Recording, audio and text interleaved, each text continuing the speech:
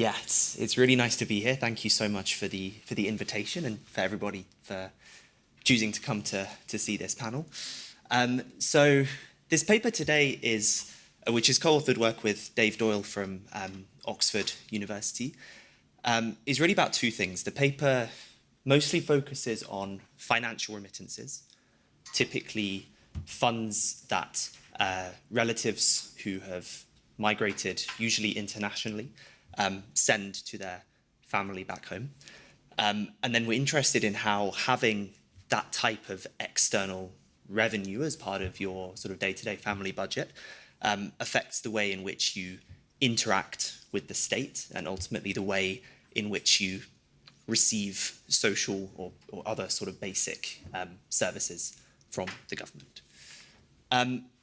We study this question in sub-Saharan Africa, and one of the main reasons we do this is that remittance flows into the African continent have grown at a staggering rate, the fastest sort of rate of growth from all developing regions globally.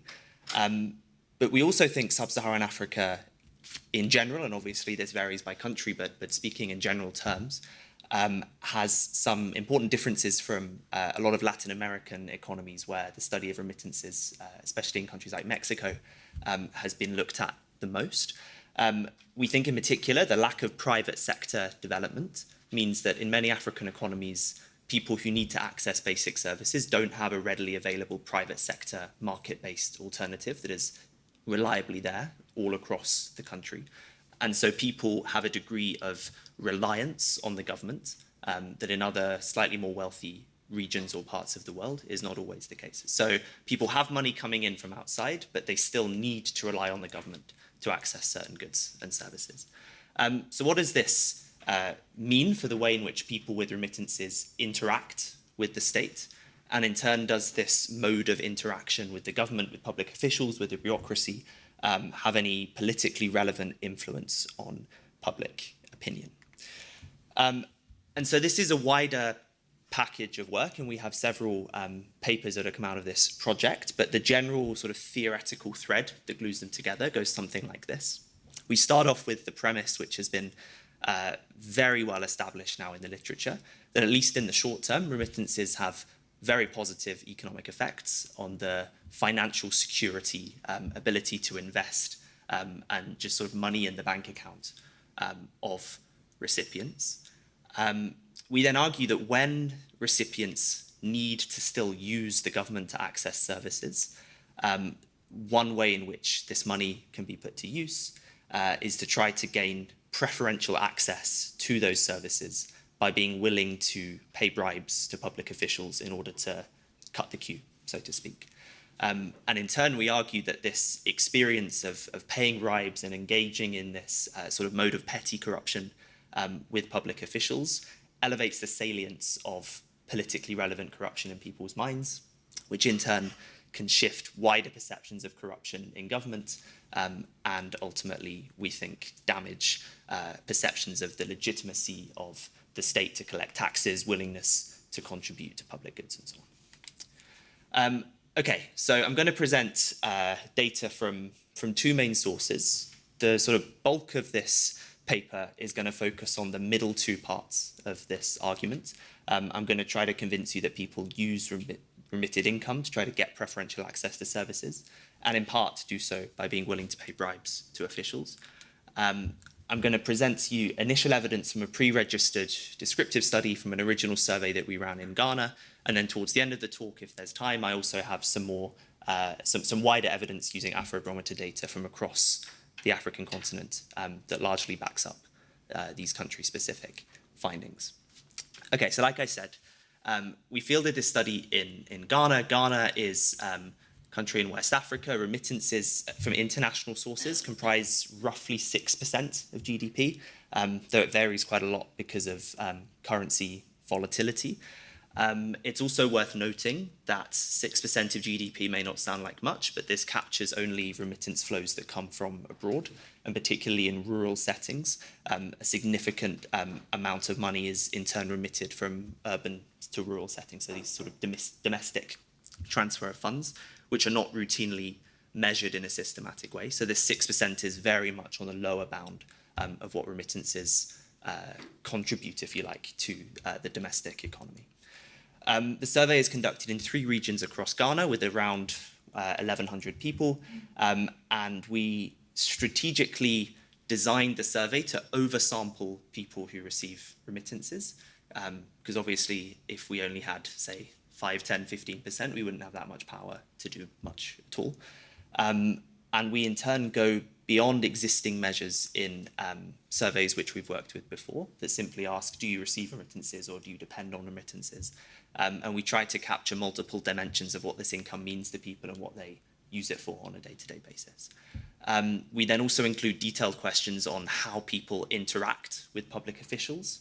And in turn, we include a list experiment which tries to measure bribery in a way that can net out some of the social desirability bias associated with that. So these are the aspects of financial remittances that we try to measure. We have a basic question of just do you receive, period.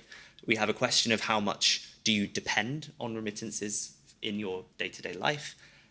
We have a question about whether remittance is a regular income. So is it roughly the same amount that you receive on a regular basis or not? Or is it sort of more willing to fluctuate? We have a question about whether remittances are sent just as a general sort of top-up for day-to-day costs, or whether they are sent for a specific purpose. And we have a question of whether the amount that you receive in the last year has stayed the same or gone up or declined. For those of you who know Ghana, this is the parts of the country that we sampled. The bottom right is Greater Accra, the capital city, where a lot of people who receive international remittances in the country live. Next door is Central Region, where there's somewhat of a mix between people receiving international and domestic flows.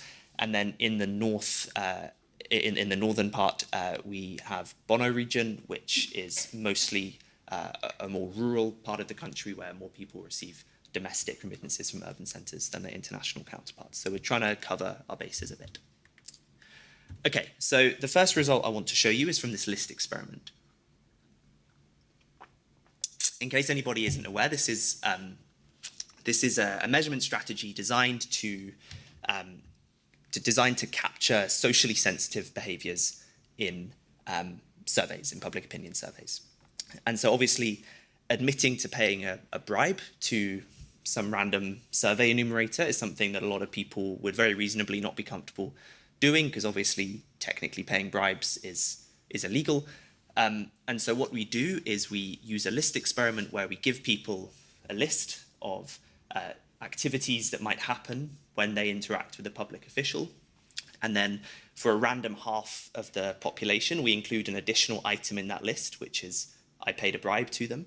And then we compare the number of items named in the control group to the number of items named in the treatment group. And that difference represents the proportion of people who essentially answered yes to that additional item that we included. So this is the prompt that we give people. I'm going to describe various things that might happen if you have contact with a public official, someone working at a school, healthcare centre, etc. And then I would like for you to tell me which of these things you have ever experienced. Please do not tell me which ones, only how many. Your answer should be a number between 0 and then, if you're in the control group, 4, if you're in the treatment group, 5. So for the control group were given these 4 items. You were made to wait for a long period to speak to an official. You talked with an official about equipment they were missing. A public official visited your home, and the public official threatened you to vote for their party in the election.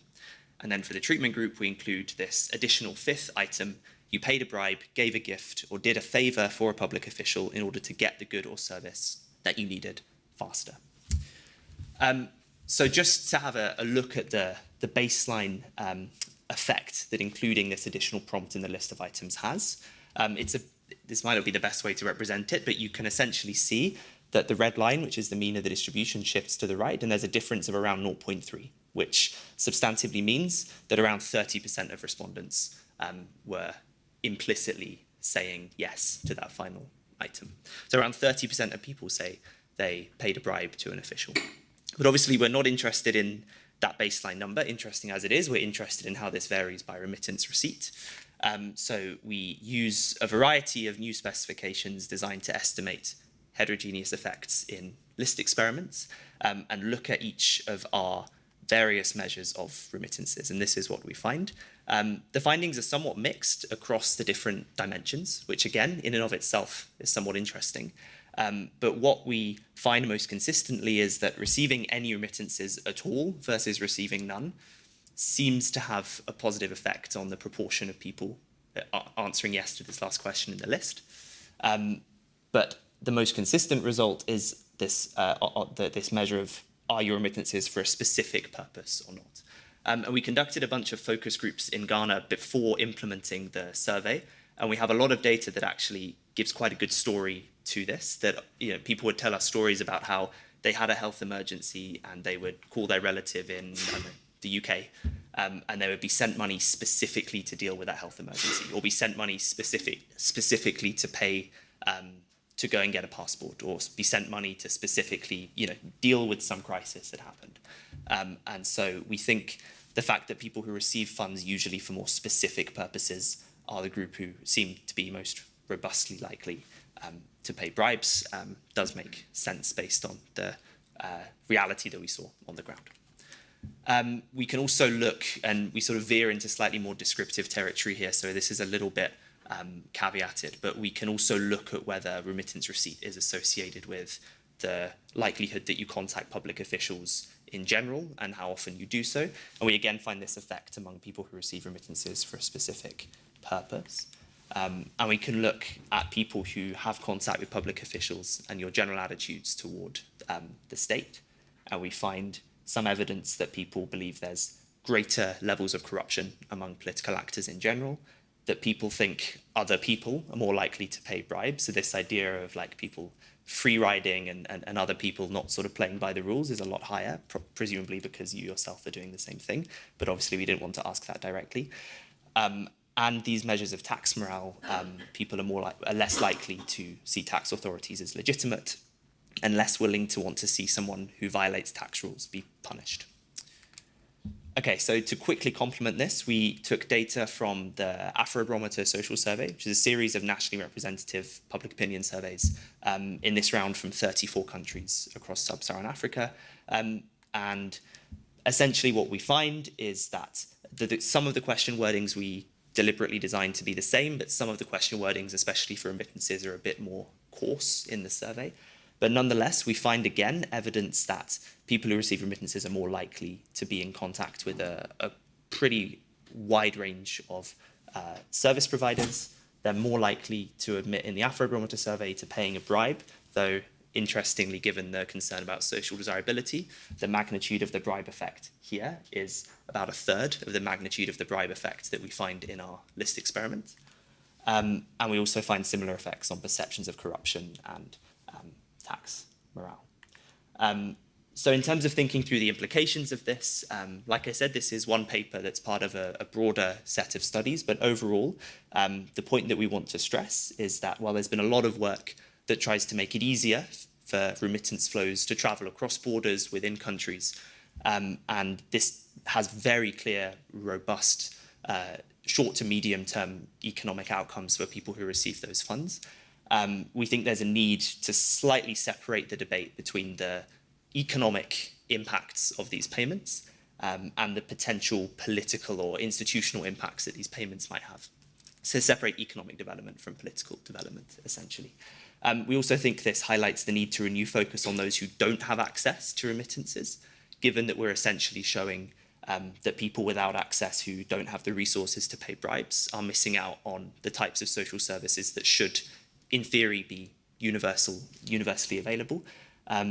And as a result, we think this highlights the need for investment in anti-corruption safeguards sort of on the front line at the level of bureaucratic discretion, as well as much more macro level interventions. So thank you very much. I hope that was interesting, and I'm really looking forward to getting your feedback. Thank you.